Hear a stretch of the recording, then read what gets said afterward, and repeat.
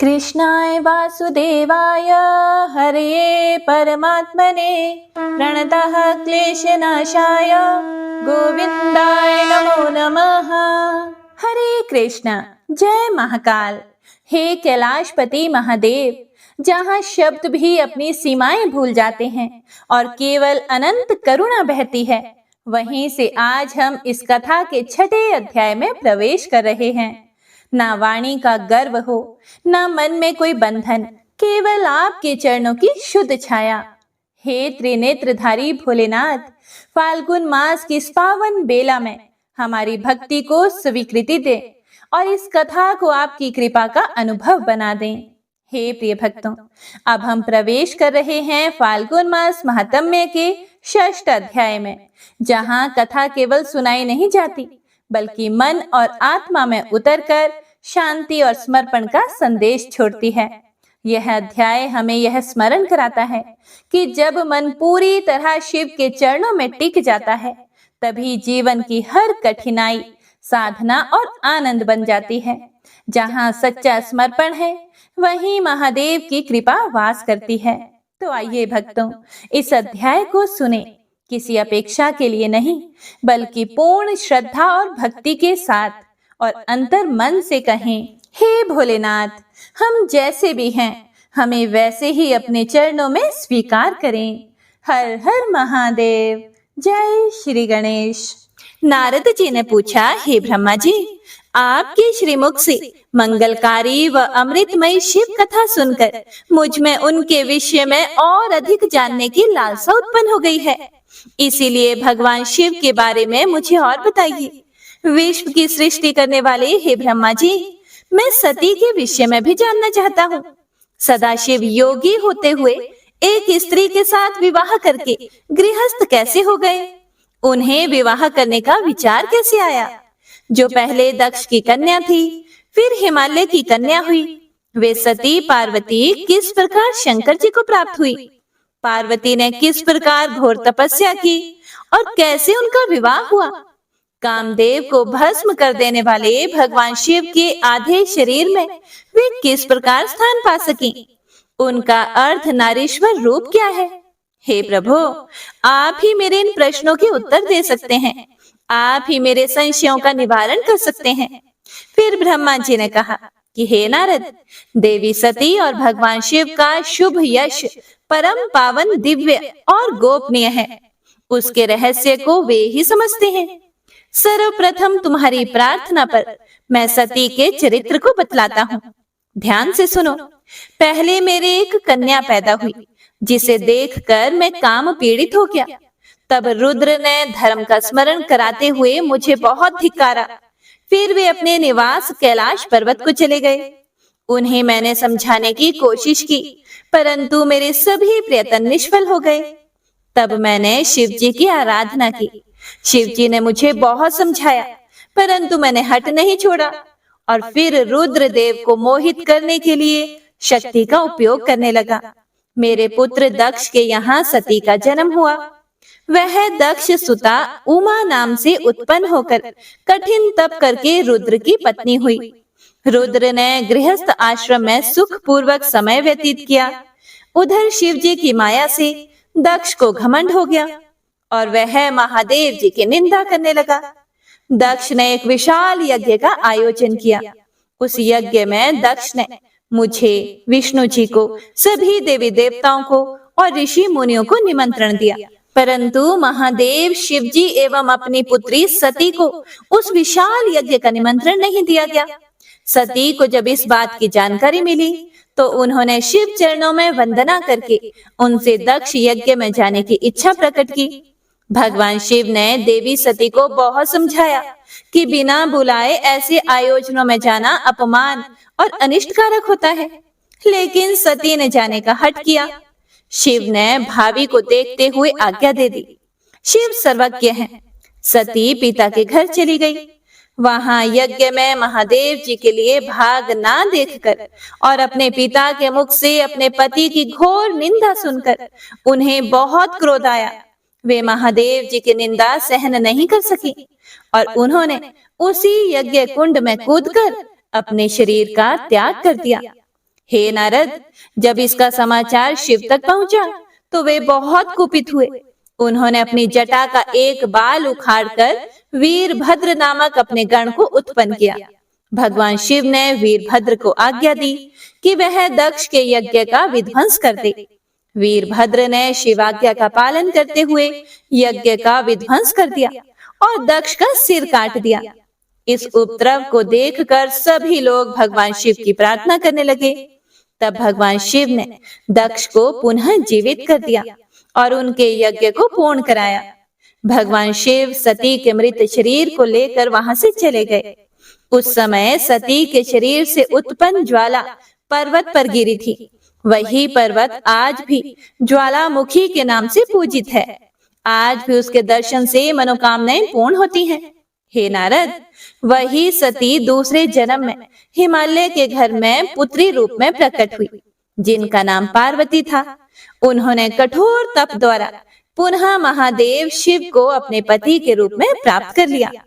सूत जी बोले, हे ऋषियों, ब्रह्मा जी के ये वचन सुनकर नारद जी फिर से पूछने लगे कि हे ब्रह्मा जी, मैं सती और शंकर जी के परम पवित्र व दिव्य चरित्र को फिर से सुनना चाहता हूँ कि सती की उत्पत्ति कैसे हुई और महादेव जी का मन विवाह करने के लिए कैसे तैयार हुआ। दक्ष से नाराज होकर देवी सती ने अपनी देह को कैसे त्याग दिया और फिर कैसे हिमालय की पुत्री पार्वती के रूप में जन्म लिया। उनके तप, विवाह, कामनाश आदि की सभी कथाएं मुझे सविस्तार सुनाने की कृपा करें। ब्रह्मा जी बोले कि नारद, पहले भगवान शिव निर्गुण, निर्विकल्प, निर्विकारी और दिव्य थे, परंतु देवी उमा से विवाह करने के बाद वे सगुण और शक्तिमान हो गए। उनके बाएं अंग से ब्रह्मा जी उत्पन्न हुए और दाएं अंग से विष्णु उत्पन्न हुए। तभी से भगवान सदाशिव के 3 रूप ब्रह्मा, विष्णु और रुद्र सृष्टिकर्ता, पालनकर्ता और संहारकर्ता के रूप में विख्यात हुए। उनकी आराधना करते हुए मैं सुरासुर सहित मनुष्य आदि जीवों की रचना करने लगा। मैंने सभी जातियों का निर्माण किया। मैंने ही मरीच, अत्रि, पुलह, पुलस्त्य, अंगीरा, क्रतु, वशिष्ठ, नारद, दक्ष और भृगु की उत्पन्न की और ये मेरे मानस पुत्र कहलाए। उसके बाद मेरे मन में माया का मोह उत्पन्न होने लगा। तब मेरे हृदय से अत्यंत मनोहारी और सुंदर रूप वाली नारी प्रकट हुई। उसका नाम संध्या था। वह दिन में क्षीण होती, परंतु रात में उसका रूप, सौंदर्य और निखर जाता था। वह साईं संध्या ही थी। संध्या निरंतर मंत्र का जाप करती थी। उसके सौंदर्य से ऋषि मुनियों का मन भी भ्रमित हो जाता था। इसी प्रकार मेरे मन से एक मनोहर रूप वाला पुरुष भी प्रकट हुआ। वह अत्यंत सुंदर और अद्भुत रूप वाला था। उसके शरीर का मध्य भाग पतला था। वह काले बालों से युक्त था। उसके दांत सफेद मोतियों से चमक रहे थे। उसके श्वास से सुगंधी निकल रही थी। उसकी चाल मदमस्त हाथी के समान थी। उसकी आंखें कमल के समान थी। उसके अंगों में लगे केसर की सुगंध नासिका को तृप्त कर रही थी। तभी उस रूपवान पुरुष ने विनय पूर्वक अपने सिर को मुझ ब्रह्मा के सामने झुकाकर मुझे प्रणाम किया और मेरी बड़ी स्तुति की। वह पुरुष बोला कि हे ब्रह्मा जी, आप अत्यंत शक्तिशाली हैं। आपने ही मेरी उत्पत्ति की है। प्रभु मुझ पर कृपा करें और मेरे योग्य काम मुझे बताएं, ताकि मैं आपकी आज्ञा से उस कार्य को पूरा कर सकूं। फिर ब्रह्मा जी ने कहा, हे भद्र पुरुष, तुम सनातनी सृष्टि उत्पन्न करो। तुम अपने इसी स्वरूप में फूल के 5 बाणों से स्त्रियों और पुरुषों को मोहित करो। इस चराचर जगत में कोई भी जीव तुम्हारा तिरस्कार नहीं कर पाएगा। तुम छिपकर प्राणियों के हृदय में प्रवेश करके सुख का हेतु बनकर सृष्टि का सनातन कार्य आगे बढ़ाओ। तुम्हारे पुष्पमय बाण समस्त प्राणियों को भेद कर उन्हें मदमस्त करेंगे। आज से तुम पुष्प बाण नाम से जाने जाओगे। इसी प्रकार तुम सृष्टि के प्रवर्तक के रूप में जाने जाओगे। ब्रह्मा जी ने कहा कि हे नारद, सभी ऋषि मुनि उस पुरुष के लिए उचित नाम खोजने लगे। तब सोच विचार करके वे बोले कि तुमने उत्पन्न होते ही ब्रह्मा जी का मन मंथन कर दिया है, अतः तुम्हारा पहला नाम मनमत होगा। तुम तुम्हारे जैसा इस संसार में कोई नहीं है, इसीलिए तुम्हारा दूसरा नाम काम होगा, तीसरा नाम मदन और चौथा नाम कंदर्प होगा। अपने नामों के विषय में जानते ही काम ने अपने 5 बाणों का नामकरण कर उनका परीक्षण किया। काम ने अपने 5 बाणों को हर्षण, रोचन, मोहन, शोषण और मारण नाम से सुशोभित किया। ये बाण ऋषि मुनियों को भी मोहित कर सकते थे। उस स्थान पर बहुत से देवता और ऋषि उपस्थित थे। उस समय संध्या भी वहीं थी। कामदेव द्वारा चलाए गए बाणों के फल स्वरूप सभी मोहित हो गए। सबके मनों में विकार आ गया। सभी काम के वशीभूत हो गए थे। प्रजापति, मरीचि, अत्रि, दक्ष आदि सब मुनियों के साथ साथ ब्रह्मा जी भी काम के वश में होकर संध्या को पाने की इच्छा करने लगे। ब्रह्मा व उनके मानस पुत्रों सभी को एक कन्या पर मोहित होते देखकर धर्म को बहुत दुख हुआ। धर्म ने धर्म रक्षक त्रिलोकीनाथ का स्मरण किया। तब मुझे देखकर शिवजी हंसे और कहने लगे, हे ब्रह्मा जी, अपनी पुत्री के ही प्रति तुम मोहित कैसे हो गए? सूर्य का दर्शन करने वाले दक्ष, मरीचि आदि योगियों का निर्मल मन कैसे स्त्री को देखते ही मलिन हो गया? जिन देवताओं का मन स्त्री के प्रति आसक्त हो, उनके साथ शास्त्र संगति किस प्रकार की जा सकती है? इस प्रकार के शिव वचन सुनकर मुझे बहुत लज्जा का अनुभव हुआ और मेरा पूरा शरीर पसीने पसीने हो गया। मेरा विकार समाप्त हो गया, परंतु मेरे शरीर से जो पसीना नीचे गिरा, उससे पितृगणों की उत्पत्ति हुई। हे नारद, उससे 64,000 आग्नेयश्वातो पितृगण उत्पन्न हुए और 86,000 बहिर्ष्पद पितृ हुए। एक सर्वगुण संपन्न अति सुंदर कन्या भी उत्पन्न हुई, जिसका नाम रति था। उसका रूप सौंदर्य देखकर ऋतु आदि स्खलित हो गए एवं उससे अनेक पितरों की उत्पत्ति हुई। इस प्रकार संध्या से बहुत से पितरों की उत्पत्ति हुई। शिव जी के वहां से अंतर्ध्यान होने पर मैं काम का क्रोधित हुआ। मेरे क्रोध होने पर काम ने वह बाण वापस खींच लिया। बाण के निकलते ही मैं क्रोध की अग्नि से जलने लगा। मैंने काम को शिव बाण से भस्म होने का शाप दे डाला। यह सुनकर काम और रति दोनों मेरे चरणों पर गिर पड़े और मेरी स्तुति करने लगे। तब क्षमा याचना करने लगे।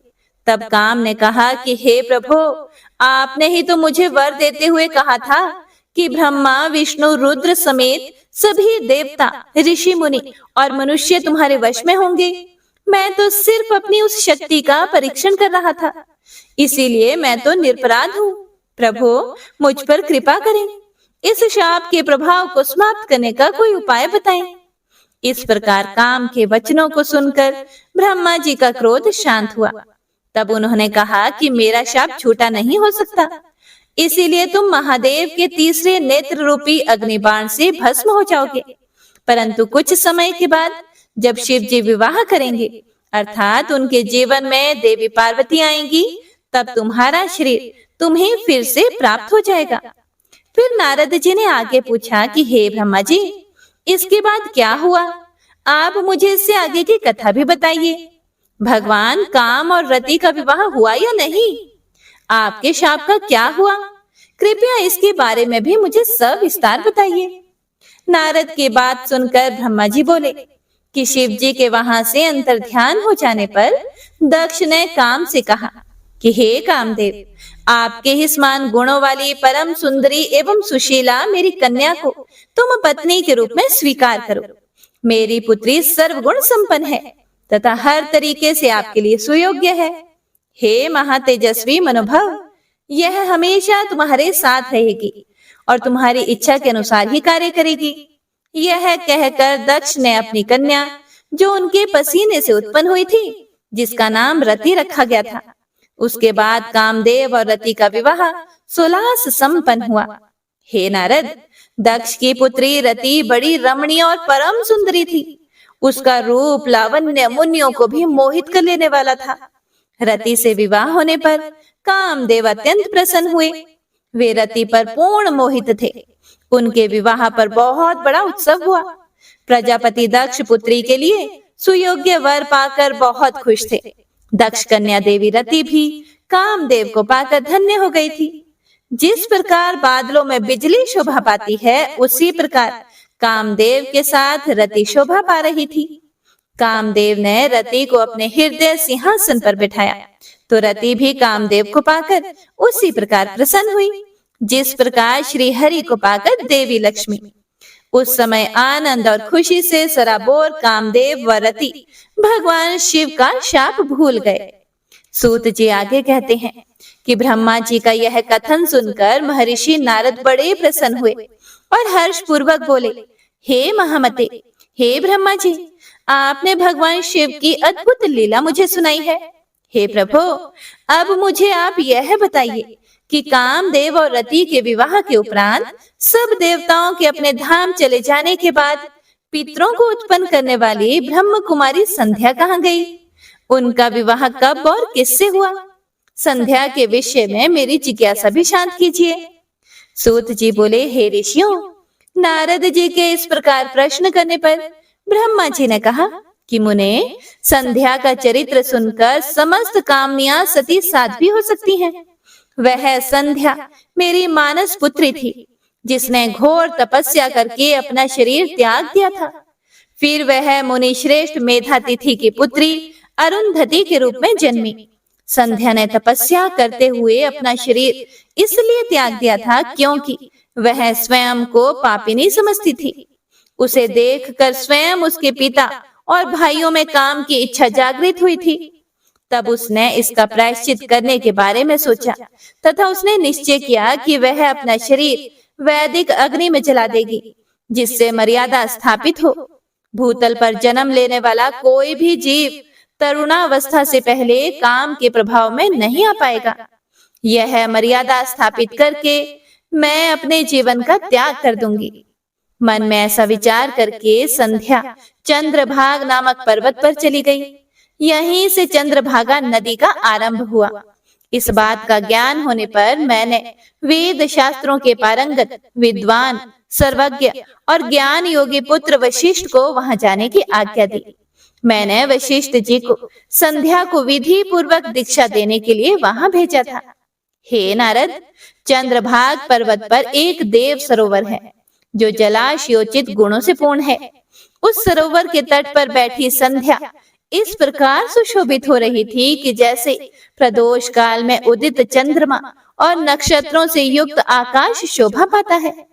तभी उन्होंने चंद्रभागा नदी का भी दर्शन किया। तब उस सरोवर के तट पर बैठी संध्या से वशिष्ठ जी ने आदर पूर्वक पूछा कि हे देवी, तुम इस निर्जन पर्वत पर क्या कर रही हो? तुम्हारे माता पिता कौन है? यदि यह छिपाने योग्य ना हो तो कृपया मुझे बताओ। वशिष्ठ जी के यह वचन सुनकर संध्या ने वशिष्ठ जी की ओर देखा। उनका शरीर दिव्य तेज से प्रकाशित था। मस्तक पर जटा धारण किए वे साक्षात कोई पुण्य आत्मा जान पड़ते थे। संध्या ने आदर पूर्वक प्रणाम करते हुए वशिष्ठ जी को अपना परिचय देते हुए कहा कि हे ब्राह्मण, मैं ब्रह्मा जी की पुत्री संध्या हूँ। मैं इस निर्जन पर्वत पर तपस्या करने आई हूँ। यदि आप उचित समझें तो मुझे तपस्या की विधि बताइए। मैं तपस्या के नियमों को नहीं जानती हूँ, अतः मुझ पर कृपा करके आप मेरा उचित मार्गदर्शन करें। संध्या की बात सुनकर वशिष्ठ जी ने जान लिया कि देवी संध्या मन में तपस्या का दृढ़ संकल्प कर चुकी हैं। इसीलिए वशिष्ठ जी ने भक्त वत्सल भगवान शिव का स्मरण करते हुए संध्या से कहा कि हे देवी, जो सबसे महान और उत्कृष्ट हैं, सभी के परम आराध्य हैं, जिन्हें परमात्मा कहा जाता है, तुम उन महादेव शिव को अपने हृदय में धारण करो। भगवान शिव ही धर्म, अर्थ, काम और मोक्ष के स्रोत हैं। तुम उन्हीं का भजन करो। ओम नमः शिवाय मंत्र का जाप करते हुए मौन तपस्या करो। उसके अनुसार मौन रहकर ही स्नान तथा शिव पूजन करो। प्रथम 2 बार छठे समय में जल को आहार के रूप में लो। तीसरी बार छठा समय आने पर उपवास करो। हे देवी, इस प्रकार की गई तपस्या ब्रह्मचर्य का फल देने वाली तथा अभीष्ट मनोरथों को पूरा करने वाली है। अपने मन में शुभ उद्देश्य लेकर शिव जी का मनन और चिंतन करो। वे प्रसन्न होकर तुम्हारी मनोकामना अवश्य ही पूरी करेंगे। इस प्रकार संध्या को तपस्या की विधि बताकर और उपदेश देकर मुनि वशिष्ठ वहां से अंतर ध्यान हो गए।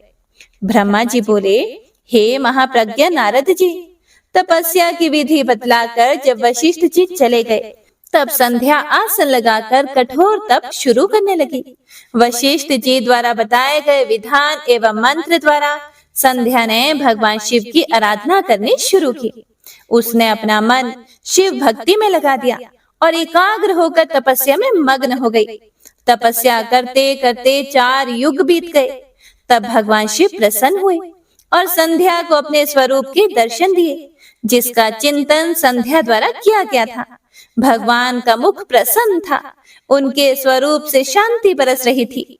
संध्या के मन में विचार आया कि मैं महादेव की स्तुति कैसे करूं। इसी सोच में संध्या ने नेत्र बंद कर लिए। भगवान शिव ने संध्या के हृदय में प्रवेश करके उसे दिव्य ज्ञान दिया और साथ ही दिव्य वाणी और दिव्य दृष्टि भी प्रदान की। संध्या ने प्रसन्न मन से भगवान शिव की इस प्रकार स्तुति की। संध्या बोली, हे निराकार, हे परम ज्ञानी, हे लोक सृष्टा भगवान शिव, मैं आपको नमस्कार करती हूँ, जो शांत, निर्मल, निर्विकार और ज्ञान के स्तोत्र हैं, जो प्रकाश को प्रकाशित करते हैं।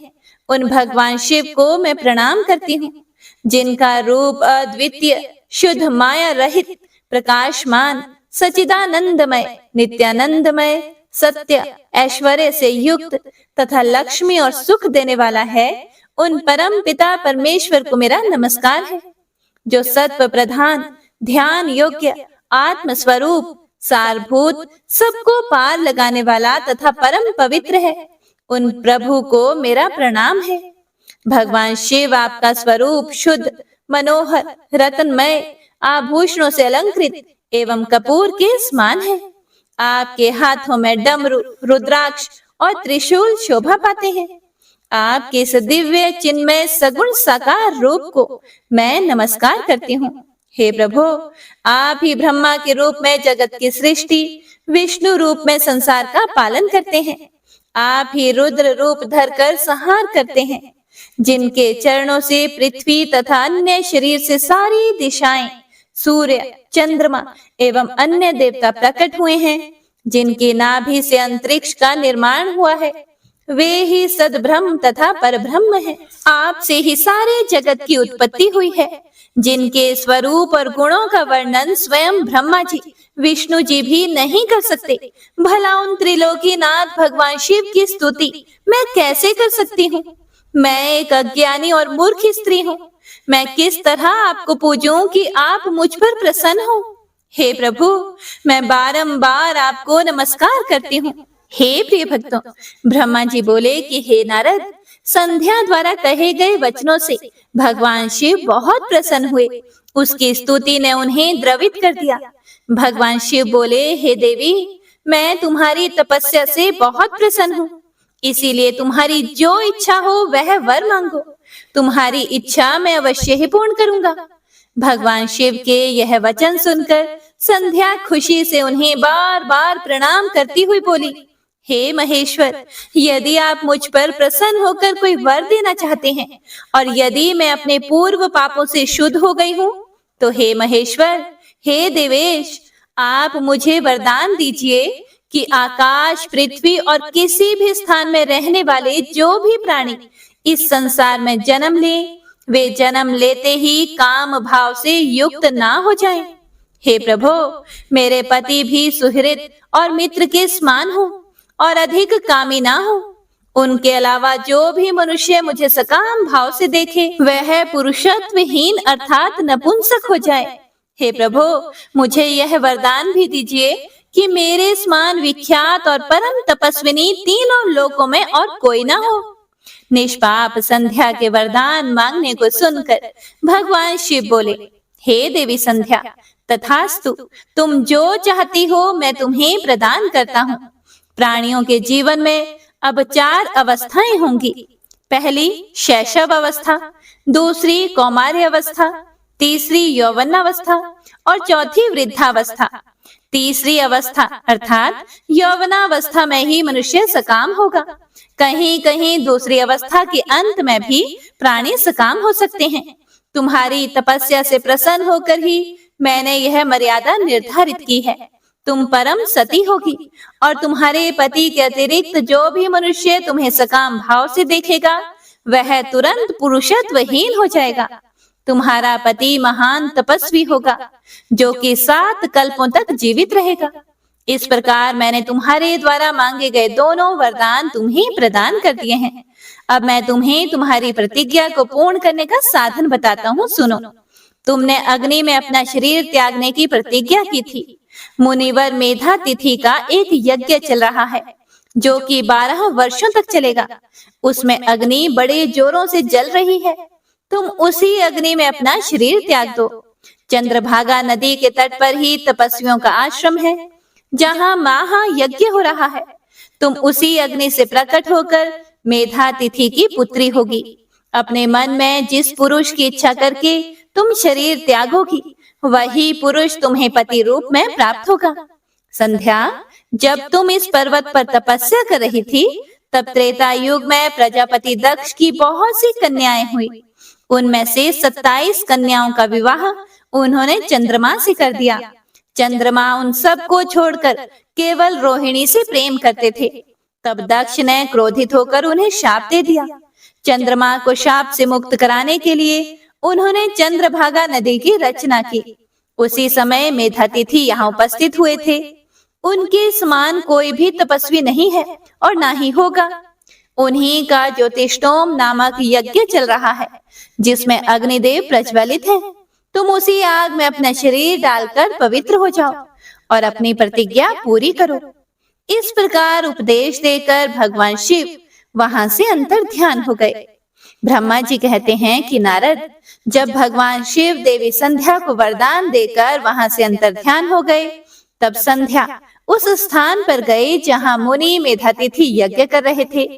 उन्होंने अपने हृदय में तेजस्वी ब्रह्मचारी वशिष्ठ जी का स्मरण किया तथा उन्हीं को पति रूप में पाने की इच्छा लेकर संध्या महायज्ञ की प्रज्वलित अग्नि में कूद गई। अग्नि में उसका शरीर जलकर सूर्यमंडल में प्रवेश कर गया। तब सूर्य ने पितरों और देवताओं की तृप्ति के लिए उसे 2 भागों में बांटकर रथ में स्थापित कर दिया। उसके शरीर का ऊपरी भाग प्रातः संध्या हुआ और शेष भाग साय संध्या हुआ। साय संध्या से पितरों को संतुष्टि मिलती है।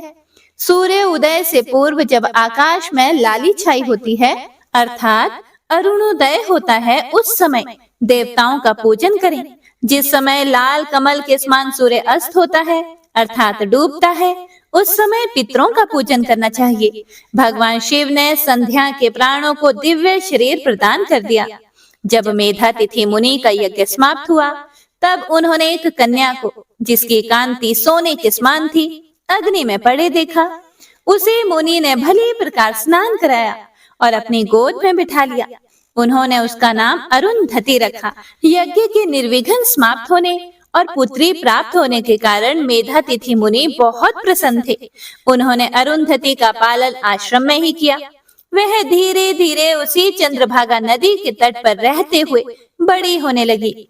जब वह विवाह योग्य हुई तो हम त्रिदेव अर्थात ब्रह्मा, विष्णु और महेश ने मेधा मुनि से बात करके उसका विवाह मुनि वशिष्ठ से करा दिया।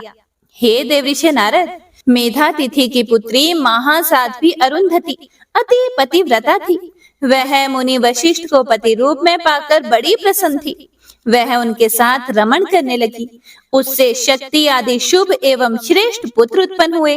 हे नारद, इस प्रकार मैंने तुम्हें परम पवित्र देवी संध्या का चरित्र सुनाया है। यह समस्त अभीष्ट फलों को देने वाला है। यह परम पावन और दिव्य है।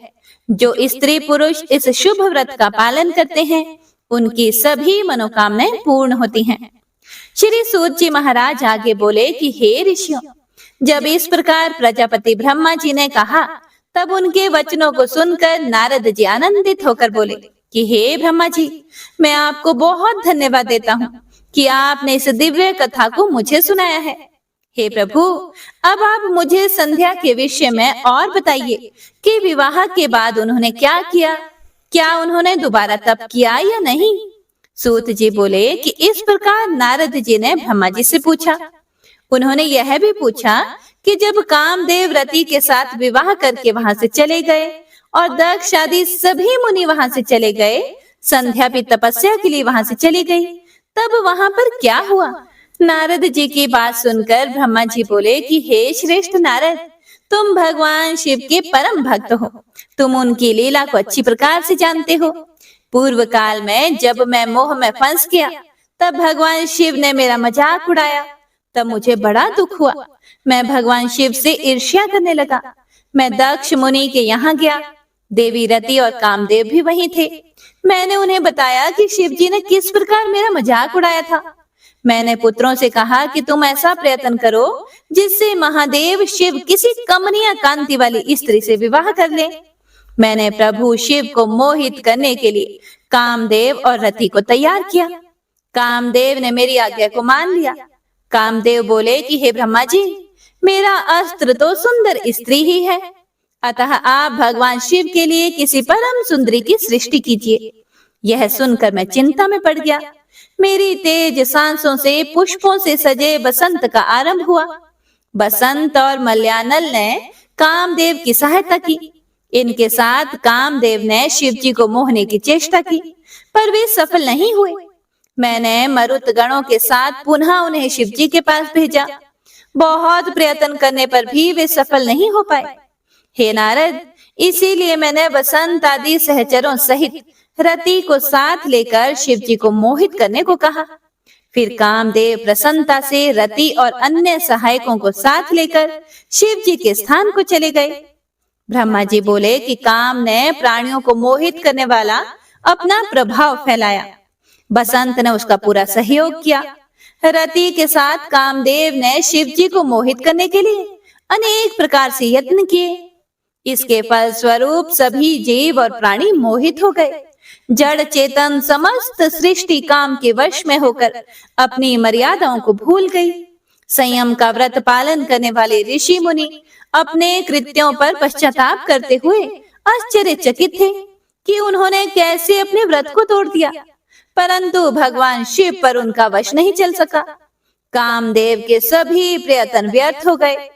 तब कामदेव निराश हो गए और मेरे पास आए और मुझे प्रणाम करके बोले कि हे ब्रह्मदेव, मैं इतना शक्तिशाली नहीं हूँ जो शिव जी को मोह सकूं।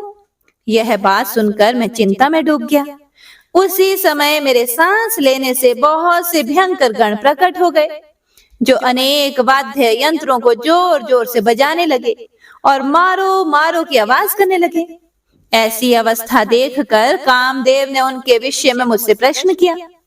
तब मैंने उन गणों को मार नाम प्रदान करके उन्हें कामदेव को सौंप दिया और उन्हें बताया कि ये सदा तुम्हारे वश में रहेंगे। तुम्हारी सहायता के लिए ही इनका जन्म हुआ है। यह सुनकर रति और कामदेव बहुत प्रसन्न हुए।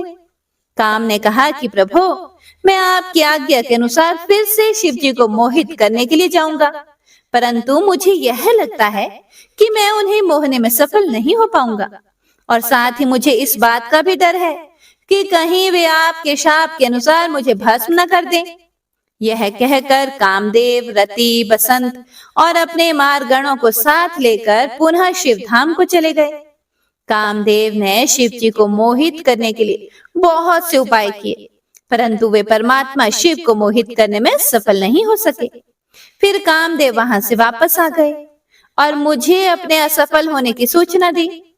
मुझसे कामदेव कहने लगे कि हे ब्रह्मदेव, आप ही शिव जी को मोह में डालने का कोई उपाय करें। मेरे लिए तो उन्हें मोहना संभव नहीं है। फिर ब्रह्मा जी बोले कि हे नारद, काम के चले जाने पर श्री महादेव जी को मोहित कराने का मेरा अहंकार गिरकर चूर चूर हो गया, परंतु मेरे मन में यही चलता रहा कि मैं ऐसा क्या करूं जिससे महात्मा शिव जी स्त्री ग्रहण कर लें। यह सोचते सोचते मुझे विष्णु जी का स्मरण हुआ। उन्हें याद करते ही पीतांबरधारी श्री हरि विष्णु मेरे सामने प्रकट हो गए। मैंने उनकी प्रसन्नता के लिए उनकी बहुत स्तुति की। तब विष्णु जी मुझसे पूछने लगे कि मैंने उनका स्मरण किस उद्देश्य से किया था। यदि तुम्हें कोई दुख या कष्ट है तो कृपया मुझे बताओ, मैं उस दुख को मिटा दूंगा। तब मैंने विष्णु जी से कहा कि हे केशव, यदि भगवान शिव किसी तरह पत्नी ग्रहण कर लें अर्थात विवाह कर लें तो मेरे सभी दुख दूर हो जाएंगे, मैं पुनः सुखी हो जाऊंगा। मेरी यह बात सुनकर भगवान मधुसूदन हंसने लगे और मुझ लोक सृष्टा ब्रह्मा का हर्ष बढ़ाते हुए बोले कि हे ब्रह्मा जी, मेरी बातों को सुनकर आपके सभी भ्रमों का निवारण हो जाएगा। शिव जी ही सबके कर्ता और भर्ता हैं, वे ही संसार का पालन करते हैं, वे ही पापों का नाश करते हैं। भगवान शिव ही परब्रह्म, परेश, निर्गुण, नित्य, अनिर्देश्य, निर्विकार, अद्वितीय, अनंत और सबका अंत करने वाले हैं। वे सर्वव्यापी हैं। तीनों गुणों को आश्रय देने वाले ब्रह्मा, विष्णु और महेश नाम से प्रसिद्ध रजोगुण, तमोगुण, सत्वगुण से दूर एवं माया से रहित है। भगवान शिव योग परायण और भक्त वत्सल है। हे विधे, जब भगवान शिव ने आपकी कृपा से हमें प्रकट किया था, उस समय उन्होंने हमें बताया था कि यद्यपि ब्रह्मा, विष्णु और रुद्र तीनों मेरे ही अवतार होंगे, परंतु रुद्र को मेरा पूर्ण रूप माना जाएगा। इसी प्रकार देवी उमा के भी 3 रूप होंगे। एक रूप का नाम लक्ष्मी होगा, वह श्री हरि की पत्नी होगी। दूसरा रूप सरस्वती का होगा और वे ब्रह्मा जी की पत्नी होंगी। देवी सती उमा का पूर्ण रूप होंगी, वे ही भावी रुद्र की पत्नी होगी। ऐसा कहकर भगवान महेश्वर वहां से अंतर ध्यान हो गए। समय आने पर हम दोनों अर्थात ब्रह्मा विष्णु का विवाह देवी सरस्वती और देवी लक्ष्मी से हुआ। भगवान शिव ने रुद्र के रूप में अवतार लिया। वे कैलाश पर्वत पर निवास करते हैं।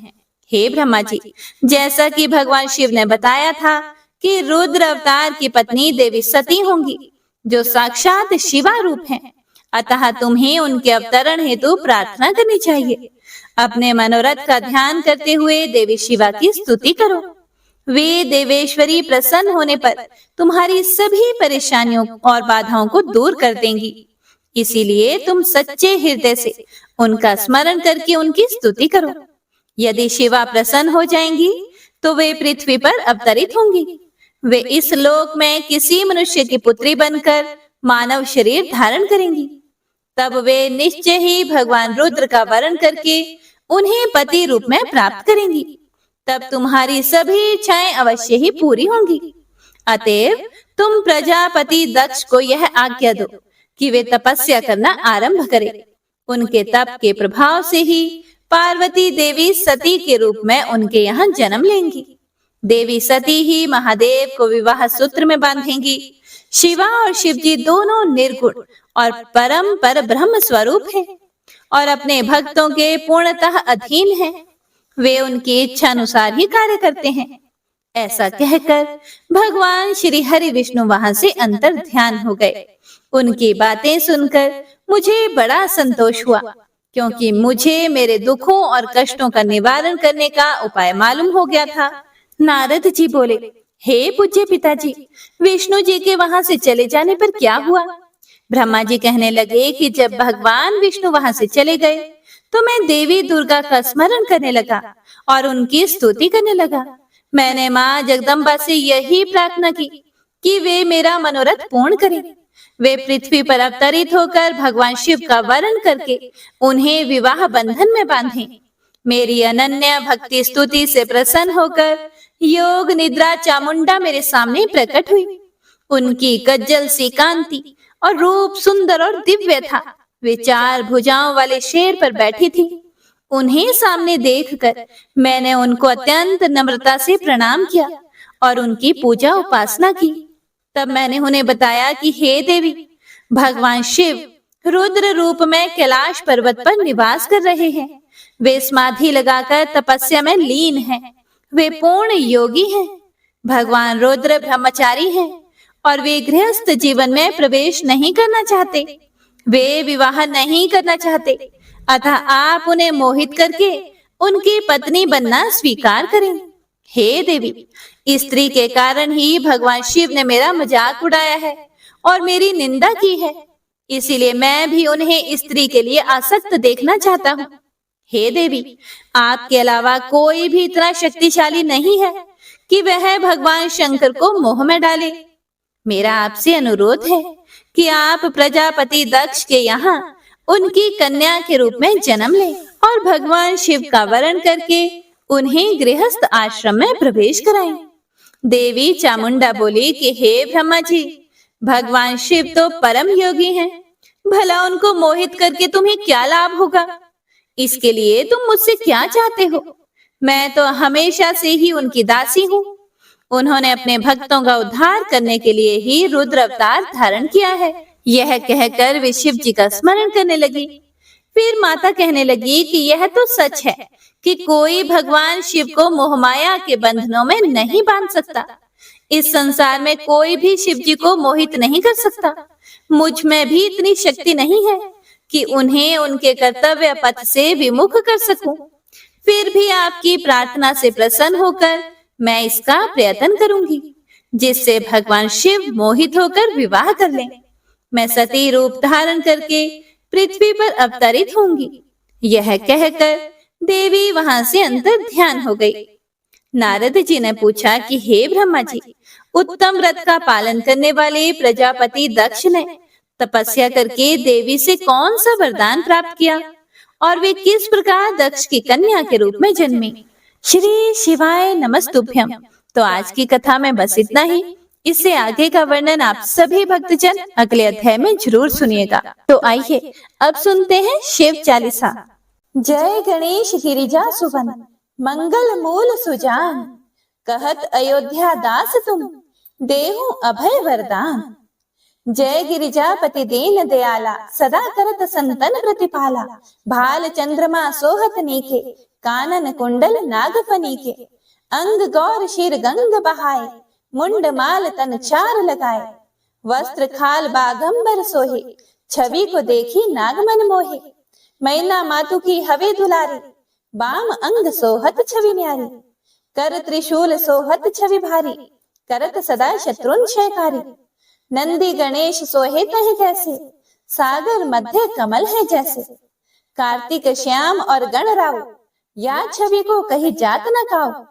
देवन जब ही जाए पुकारा, तभी दुख प्रभु आप निवारा। किया उपद्रव तारक भारी, देवन सब मिली तुम ही जुहारी। तुरत षडानन आप पठायो, लव निमेष महामारी गिरायो। आप जलंधर असुर सहारा, सुयश तुम्हार विदित संसारा। त्रिपुरासुर सन युद्ध मचाई, सबही कृपा कर लीन बचाई। किया तप ही भागीरथ भारी, पूरब प्रतिज्ञा तासु पुरारी। दानिन मह तुम सम कोई नाही, सेवक स्तुति करत सदाही। वेद नाम महिमा तव गाई, अकथ अनादि भेद नहीं पाई। प्रकटी उधती मंथन में ज्वाला, जरत सुरासुर भय विहाला। किन्हीं दया तह करी सहाय, नीलकंठ तब नाम कहाई। पूजन रामचंद्र जब किन्हा, जीत के लंका विभीषण दिन्हा। सहस कमल में हो रहे धारी, किन्ह परीक्षा तभी पुरारी। एक कमल प्रभु राखे जोई, कमल नयन पूजन चह सोई। कठिन भक्ति देखी प्रभु शंकर, भय प्रसन्न दिए इच्छित वर। जय जय जय अनंत अविनाशी, करत कृपा सबके घटवासी। दुष्ट सकल नित मोहि सतावे, भ्रमत रहूं मोहि चैन न आवे। त्राहि त्राहि मैं नाथ पुकारो, यही अवसर मोहि आन उबारो। लई त्रिशूल शत्रुन को मारो, संकट से मोहि आन उबारो। मात पिता भ्राता सब होई, संकट में पूछत नहीं कोई। स्वामी एक है आस तुम्हारी, आए हरहु मम संकट भारी। धन निर्धन को देत सदाही, जो कोई जांचे सो फल पाही। स्तुति के ही विधि करें तुम्हारी, क्षमो नाथ अब चूक हमारी। शंकर हो संकट के नाशन, मंगल कारण विघ्न विनाशन। योगी यति मुनि ध्यान लगावे, शारद नारद शीश नवावे। नमो नमो जय नमः शिवाय, सुर ब्रह्मादिक पार न पाए। जो यह पाठ करे मन लाए, तापर होत है शंभु सहाय। ऋणिया जो कोई हो अधिकारी, पाठ करे सो पावन हारी। पुत्रहीन कर इच्छा जोई, निश्चय शिव प्रसाद ते ही होई। पंडित त्रयोदशी को लावे, ध्यान पूर्वक होम करावे। त्रयोदशी व्रत करे हमेशा, ताके तन नहीं रहे कलेशा। धूप दीप नैवेद्य चढ़ावे, शंकर सम्मुख पाठ सुनावे। जन्म जन्म के पाप नसावे, अंत धाम शिवपुर में पावे। कहे अयोध्या दास आस तुम्हारी, जानी सकल दुख हरहु हमारी।